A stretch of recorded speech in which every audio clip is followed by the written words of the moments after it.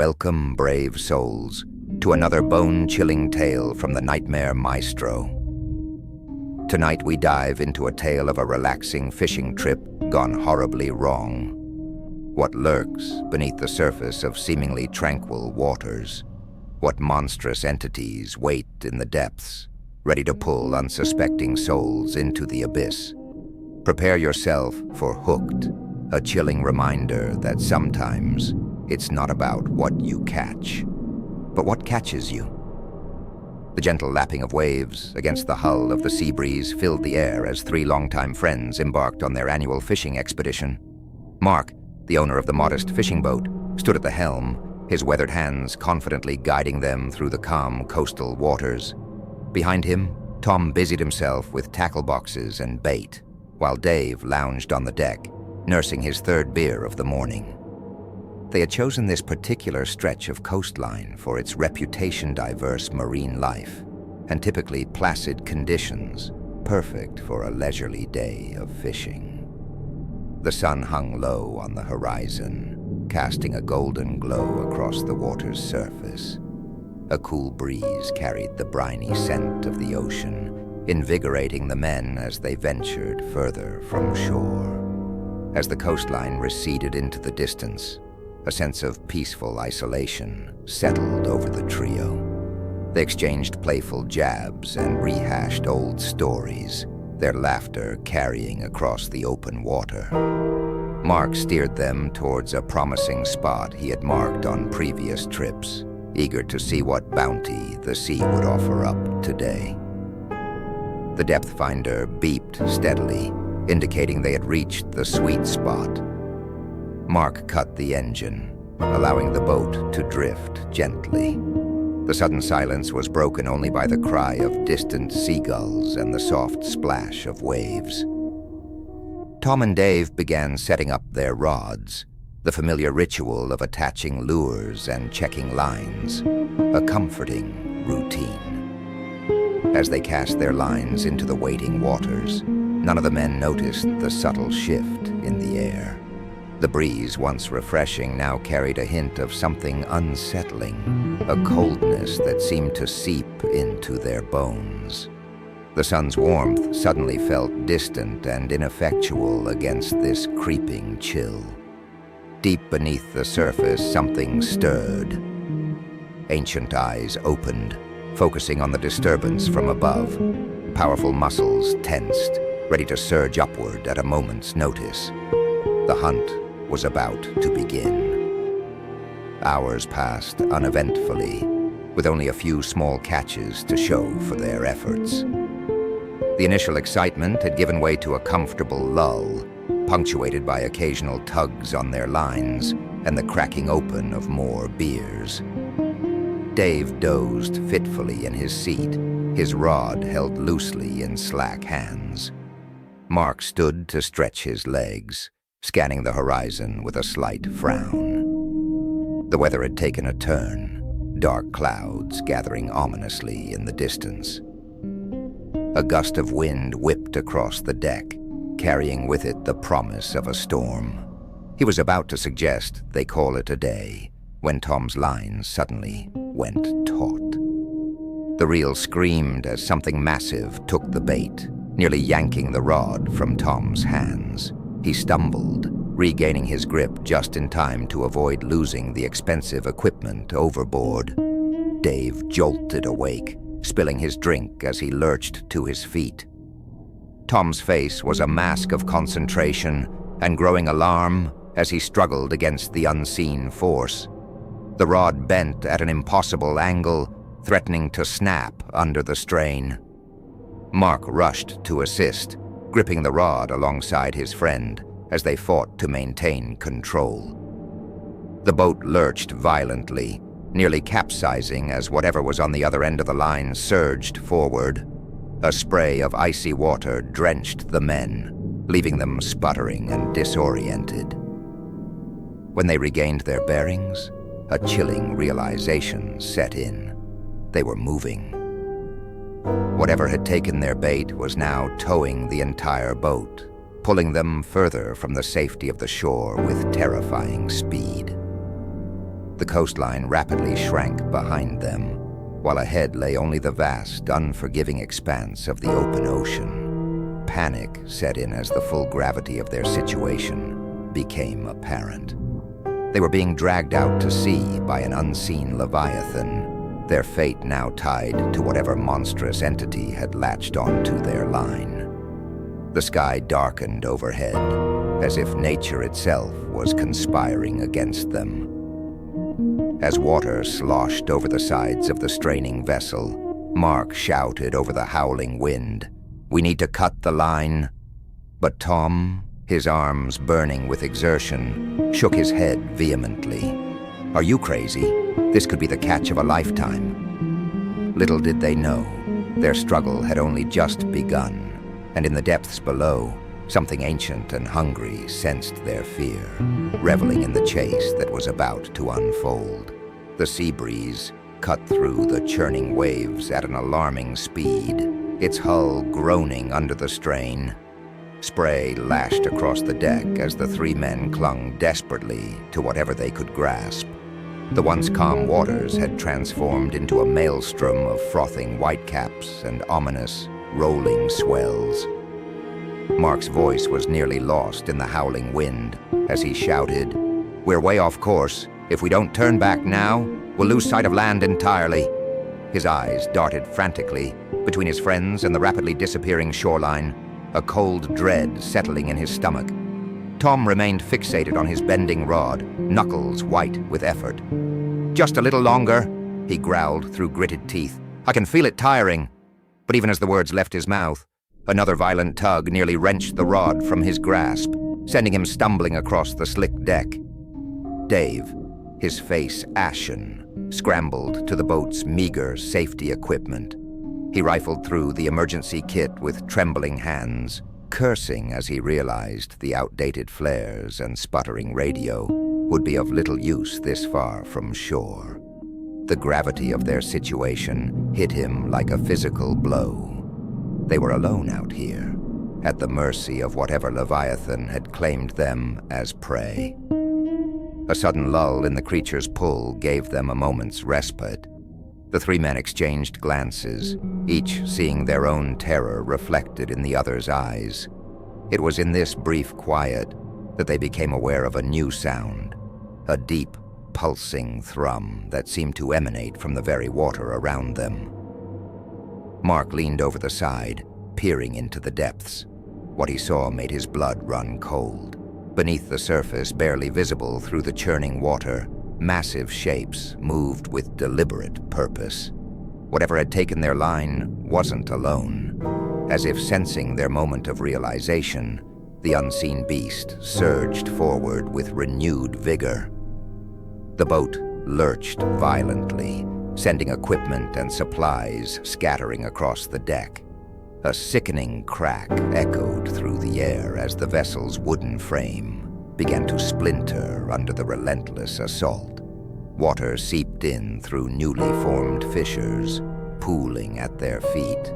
The reality of their situation hit home. They were no longer just being pulled out to sea.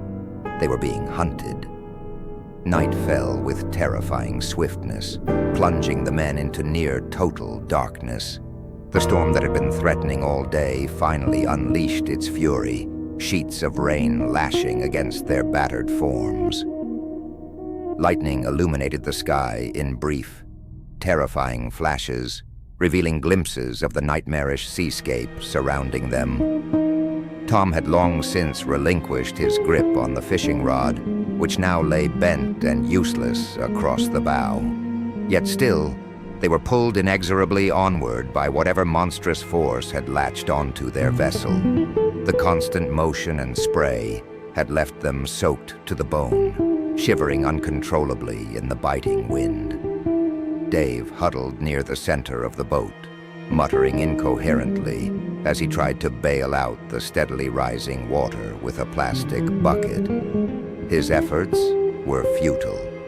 For every gallon he managed to toss overboard, 2 more seemed to seep in through the widening cracks in the hull. Mark clung to the wheel, though it had long since become clear that he had no control over their course. his eyes strained against the darkness, searching desperately for any sign of salvation. A distant light, another vessel, anything. But there was only the endless expanse of angry sea, stretching out in every direction. A booming crash of thunder was followed by an even more terrifying sound, the splintering of wood as a massive tentacle burst through the deck, mere feet from where Tom stood. He scrambled backward with a strangled cry, nearly tumbling overboard in his panic.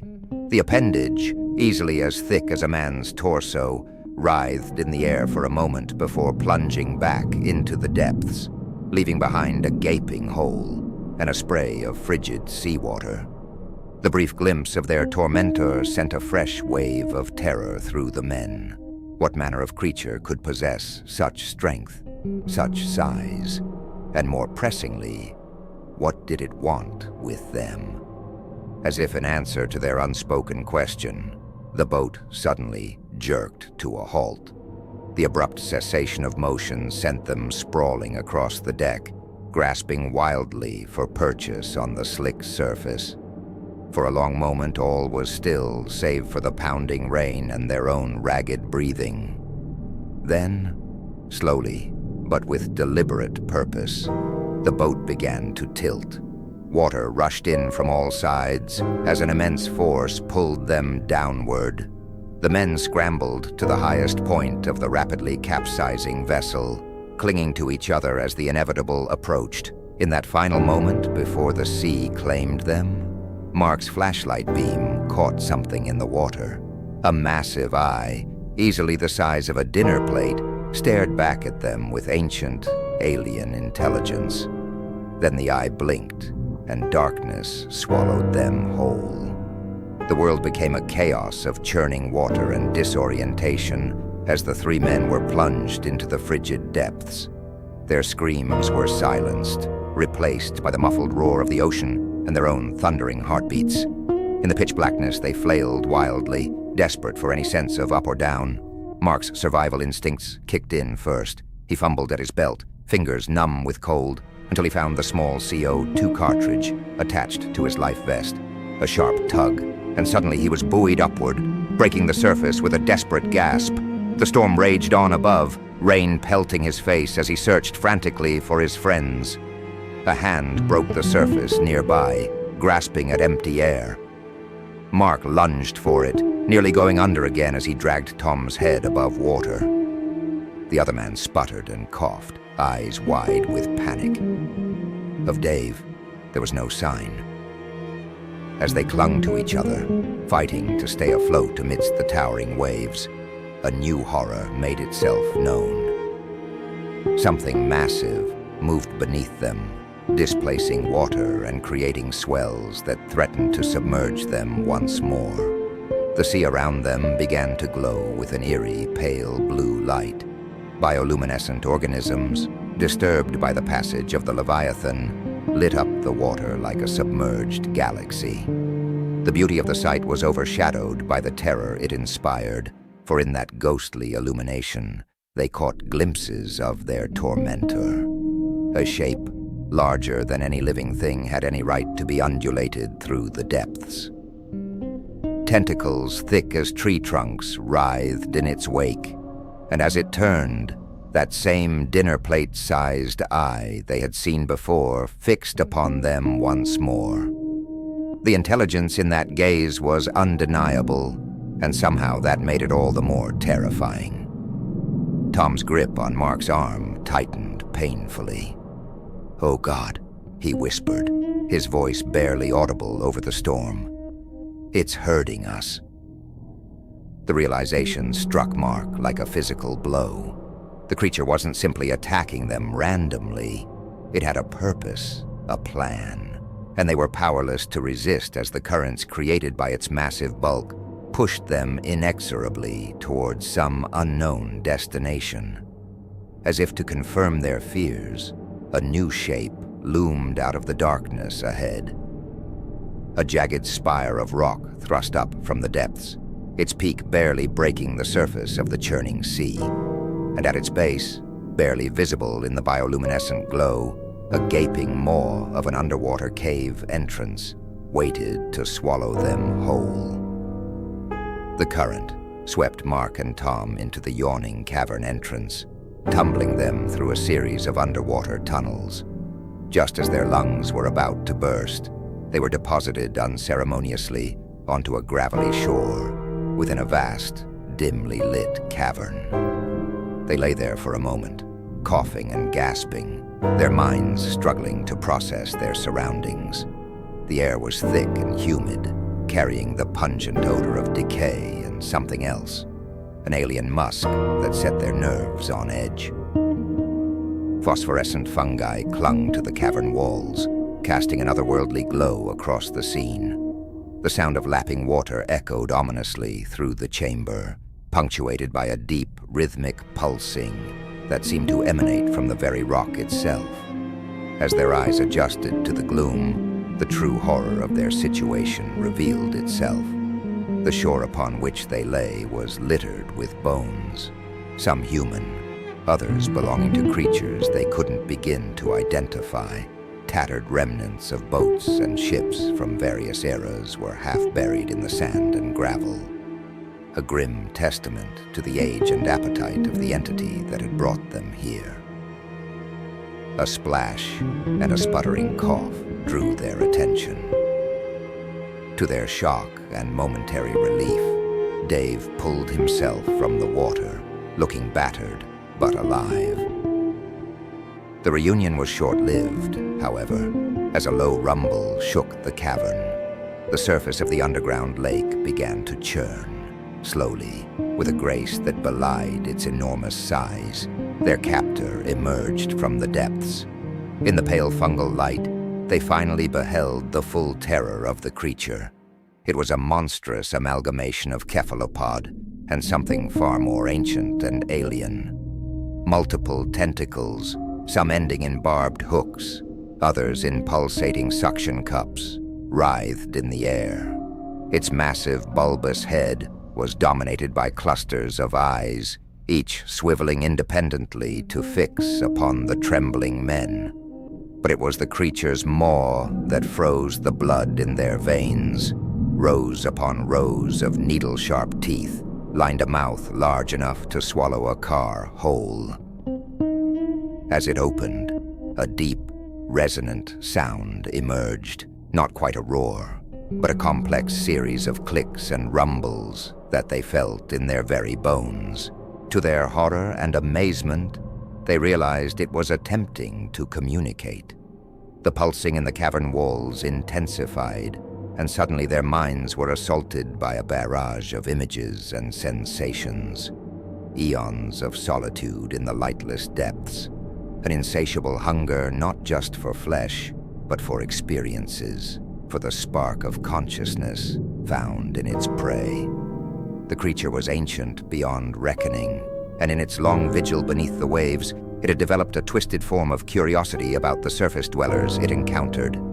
As the psychic assault subsided, leaving them reeling, the true nature of their predicament became clear. They hadn't been brought here simply to be devoured. No, the creature had other far more disturbing plans for them. They were to be its entertainment, its connection to a world it could never fully inhabit. And as tentacles began to slither across the shore towards them, the three friends realized their ordeal was far from over. It was, in fact, only just beginning. The cavern trembled with the entity's psychic emanations, each pulse sending waves of alien thoughts crashing against the men's minds. Mark, Tom, and Dave huddled together on the narrow strip of shore, their backs pressed against the cold, damp rock wall. The creature's tentacles probed ever closer, leaving glistening trails in their wake. Dave, his face a mask of desperation, suddenly bolted towards one of the wrecked boats, half buried in the gravel. "There has to be something we can use," he shouted, voice cracking with hysteria. As he reached the rusted hull, a tentacle lashed out with impossible speed, wrapping around his ankle. Dave's scream of terror was cut short as he was yanked off his feet and dragged towards the waiting maw. Mark and Tom lunged forward, grasping Dave's outstretched hands. For a moment they were locked in a macabre tug-of-war with the ancient horror. The creature's strength was overwhelming, and inch by inch, it pulled Dave closer to its gnashing teeth. In that moment of desperation, something inside Mark snapped. With a roar of defiance, he released Dave's hand and charged towards the creature's face. In his grasp was a jagged piece of metal, torn from the wreckage in their struggle. Before the entity could react, Mark plunged the makeshift weapon deep into one of its massive eyes. A psychic shriek of pain and rage reverberated through the cavern, causing stalactites to crack and fall from the ceiling. The creature's tentacles flailed wildly, releasing Dave and sending all three men tumbling across the shore. The wounded Leviathan thrashed in the water, its movements creating massive waves that threatened to sweep them away. As they struggled to their feet, Tom spotted a narrow tunnel leading away from the main cavern. "There!" he shouted over the creature's agonized wails. "It might lead to the surface." With no time to debate, the three friends plunged into the darkness of the tunnel. Behind them, they could hear the enraged bellows of their tormentor and the sound of rock crumbling as it attempted to pursue them. They ran blindly, hands scraping against rough stone, lungs burning with exertion. The tunnel twisted and turned, leading them ever upward. Just as their strength was about to give out, they saw a glimmer of light ahead. With a final burst of speed, they emerged onto a small, rocky outcropping jutting out from the side of a cliff. The storm had passed, and the first rays of dawn were breaking over the horizon. As they stood there, gasping for breath and blinking in the sunlight, the full weight of their ordeal crashed down upon them. They had survived, but at what cost? The horrors they had witnessed, the alien thoughts that had invaded their minds. These were scars that would never fully heal. A low rumble from deep below served as a chilling reminder. The creature was still down there, wounded but very much alive. And they knew, with a certainty that chilled them to their cores, that it would not forget. It would not forgive. As a Coast Guard helicopter approached, drawn by the mysterious appearance of three men on an isolated cliff face, Mark, Tom, and Dave shared a silent look of understanding. Their lives would never be the same. The sea, once a source of joy and relaxation, would forever be tainted by the knowledge of what lurked in its depths. They had escaped the physical grasp of the ancient horror, but its psychic tentacles would remain wrapped around their minds for years to come. Every dark body of water, every unexplained sound in the night would bring them back to that cavern and the alien intelligence that dwelled there. As they were lifted to safety, each of them knew that their ordeal was not truly over. It had only just begun. Remember, the deepest waters hold the darkest secrets, and sometimes, when you cast your line into the unknown, you might find that you're not the one doing the fishing. You're the bait. Subscribe for more chilling tales from the Nightmare Maestro.